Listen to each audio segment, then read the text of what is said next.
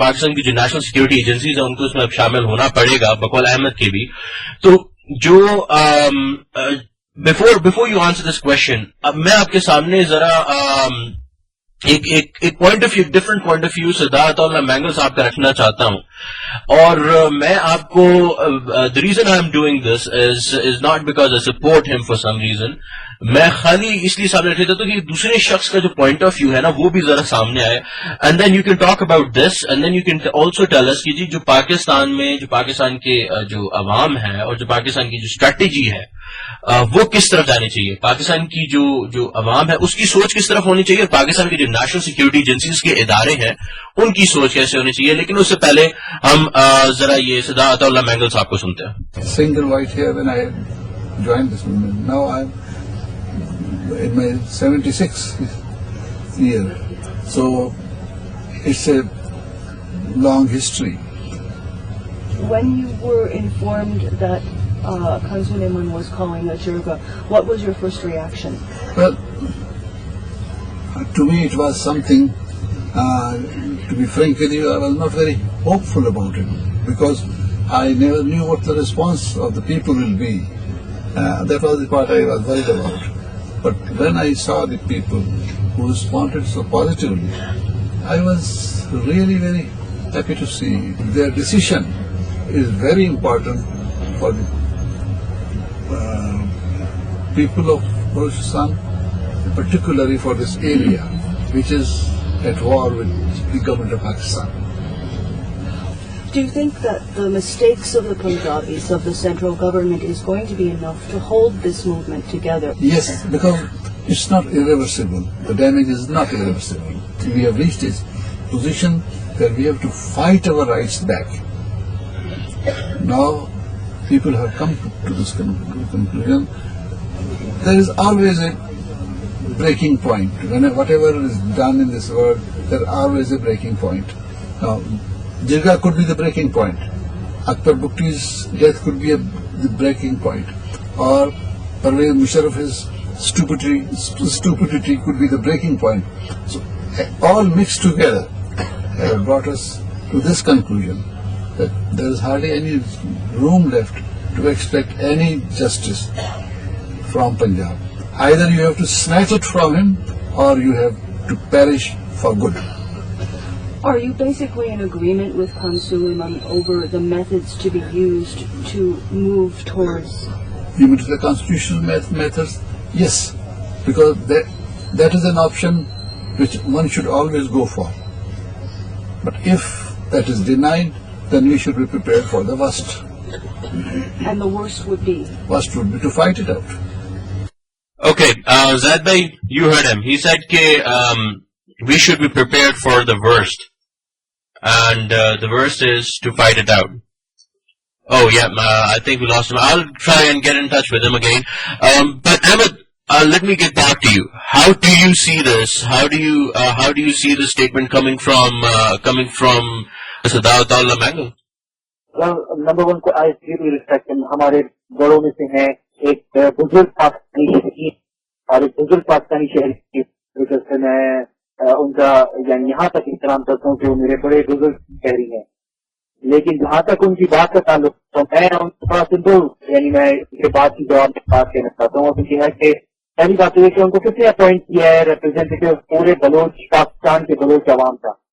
پاکستانی بلوچ عوام جیسے کہ زید حامد صاحب بتا رہے تھے بلوچستان میں نہیں ہے صرف بلکہ سندھ میں ہے, پنجاب میں ہے, کچھ سرحد میں بھی ہے.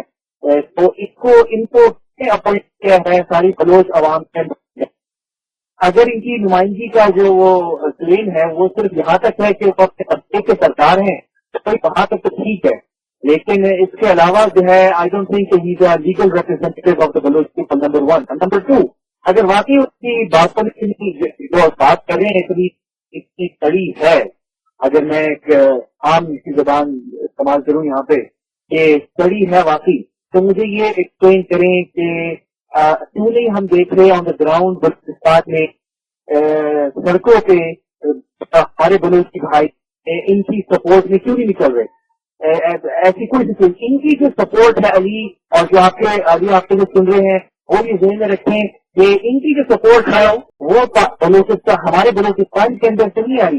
ان کی سپورٹ جو ہے وہ افغان سرزمین سے آ رہی ہے. آج یہ بول نہ بول رہے ہوتے اگر برہم داغ بکتی اور اس کی جو ٹیررسٹ آ رہی ہیں اسے جو اسلحہ عام نہ مل رہا ہوتا بلوچستان میں اور پناہ گاہیں نہیں مل رہی ہوتی اور وہاں ٹریننگ نہ ہو رہی ہوتی. یہ اپنی یہ زبان اور اس طرح کی باتیں کہانے پر رکھ ہوتے. ایک بہت اہم پوائنٹ نقطہ ہے کہ ان کی سپورٹ بھی جو ہے وہ ہمارے بلوچستان ہمارے بلوچ بھائیوں سے نہیں ہے. ہاں ان کے قبیلے کے اندر ضرور ہوگی لیکن اب باقی جو ہمارے بلوچ بھائی ہیں ان میں کوئی سپورٹ ان کو نہیں کر رہا. ان کی سپورٹ وہاں سے آ رہی ہے. تو آپ اسی سے اندازہ لگا لیں کہ یہ اتنی بڑی بڑی جو باتیں کر رہے ہیں وہ کس بیسس پہ کر رہے ہیں. اچھا Ahmed, let me stop you here for a second. We have Zaid Hamid back with us. Zaid bhai, can you hear me now? Ali, آپ کی آواز کم ہے and I cannot even hear Ahmed and Mr. Mengal before that. Acha, let's try to fix the volume problem. آپ کو ابھی آواز آ رہی ہے؟ آپ کی آواز آ رہی ہے لیکن احمد بھی کلیئر نہیں ہے. اچھا وہ انشاءاللہ بھی کلیئر ہو جائے گا. صداعت اللہ مینگل نے آخر میں جو کی ورڈز تھے وہ یہ تھے کہ کیا کہ جو کانسٹیٹیوشنل وار ہے وہ بیسکلی جو کانسٹیٹیوشن ہے وہ تو ہم اگر ہمارے ساتھ کانسٹیٹیوشن کے اوپر ڈسکشن پاکستان کے لوگ بقول ان کے پنجاب اگر ہم سے کرتا ہے تو ہم وہ کرنے کو تیار ہیں. لیکن اگر وہ ہمیں وہ کانسٹیٹیوشنل رائٹس نہیں دیتا تو then be prepared for the worst. And when the host asked him this question, یار what is the worst, he said prepare for war. کس طرح دیکھتے ہیں آپ بلوچ لیڈروں کی؟ احمد ابھی کہہ رہے تھے کہ he is a very senior Balochi. انہوں نے قائد اعظم کے آلموسٹ ساتھ بھی کام کیا ہے پاکستان بلوچستان کے. وہ پہلے chief minister. Ali I'm sorry I cannot hear you. آپ کی آواز ڈراپ ہو جاتی ہے. اچھا I need slightly higher volume on your side. Okay, how do you see these leaders of Balochistan who were once a part of Pakistani community, who were once a part of the establishment, let's say, who were once part of, he was the first chief minister of Balochistan, if I'm correct. دیکھو یہی بات prove کرتی ہے کہ یہ لوگ کتنے جھوٹے ہیں. دیکھیے بلوچستان میں جب بھی حکومت بنی ہے اس میں یہی لوگ چیف منسٹر اور منسٹر ہوا کرتے تھے. ان لوگوں نے ہمیشہ بلوچستان کی ڈیسٹنی اپنے ہاتھوں میں رکھی ہے. اور اس کے بعد ان کا یہ کہنا کہ ہم کو رائٹس نہیں دیے گئے اس سے بڑا ظلم اور کیا ہے. دیور ان اتھارٹی اینڈ پاور. انہوں نے اپنے علاقے میں اپنے گاؤں میں اسکول اور ہاسپٹل تک قائم نہیں کیے اور اربوں روپے کے اربوں ڈالر کے بجٹ ان کو جو دیے گئے وہ کہاں گئے. کون سی اکاؤنٹیبلٹی ہوئی ہے بلوچستان میں آج سے ان سرداروں کی کہ پتہ یہ لگے کہ انہوں نے کتنا فنڈ خود کیا. اگر آپ ان لوگوں سے پوچھیں کہ جو آج جو لوگ احتجاج بھی کر رہے ہیں یا بی ایل اے سے بھی ہمدردی رکھتے ہیں ان سے بھی اب بات کیجیے تو وہ یہی کہتے ہیں کہ ہمارے وہ اپنے انہیں سرداروں کو غدار کہتے ہیں, اپرچونسٹ کہتے ہیں. وہی لڑکے جو فرسٹریٹڈ ہیں جو پنجاب کو یا پاکستان کو گالی دیتے ہیں وہ اسی سانس میں اپنے سرداروں کو بھی گالی دیتے ہیں.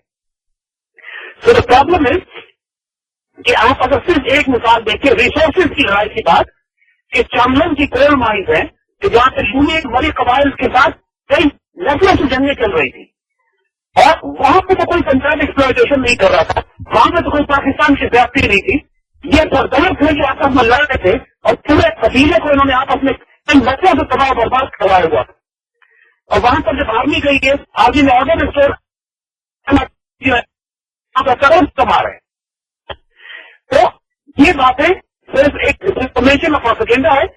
یہ 3 ڈائمینشن سے کام کرنے کی ضرورت ہے. جو بات ہم نے پہلے کہی تھی آپ کی بات ایسے ہوتی ہے کہ اس کا میجورٹی شیئر پولیٹیکل سولوشن پہ ہے لیکن اس کے لیے بلوچستان کی حکومت کو لازماً فوراً تبدیل کرنا ہے اور وہاں ایک مضبوط مرکز کا نمائندہ ایک اچھا گورنر یا ایک ایسی حکومت قائم کرنے کی ضرورت ہے جو پاکستان کے مفادات کا دفاع کر سکے. پہلی بات. دوسری بات 90% جنگ ساری آپ سے پروپیگنڈا وارفیئر سے جیتی جا سکتی ہے. یہ پرسپشن مینجمنٹ کہ اصل میں بلوچستان کے ایشو کیا ہے. جو پاکستان سے محبت کرنے والے بلوچ ہیں ان کو کوئی ایک ٹائم نہیں مل رہا ہے. کوئی پاکستانی اسٹریم میڈیا ایسے بلوچوں کو ٹائم نہیں دے رہا ہے کہ جو نیشنل اسمبلی کے ممبر سے پاکستان سے تیار کرنے والے ہیں اس کلر ہے چاہے ان کا تعلق پشتون پارٹی سے ہو یا بلوچ پارٹی سے ہو. اور تیسری بات یہ کہ وہاں پراپر لا اینڈ آرڈر کے تحت ان تمام کو ایلیمنیٹ کرنا پڑے گا کہ جو انڈیا اور افغانستان سے ریڈیوسافٹ ایلیمنٹ ہے تو جو یہ three prong strategy political psychological warfare and on security operation on ground Balochistan کا مسئلہ انشاءاللہ 2 مہینے میں سیٹل ہو سکتا ہے. اور جہاں تک کانسٹیٹیوشن کی بات ہے دیکھیے پاکستان کا کانسٹیٹیوشن یہ نہیں کہتا کہ جب ملک کے اندر اسرائیل انڈیا ہمارے دہشت گردی کر رہے ہوں اور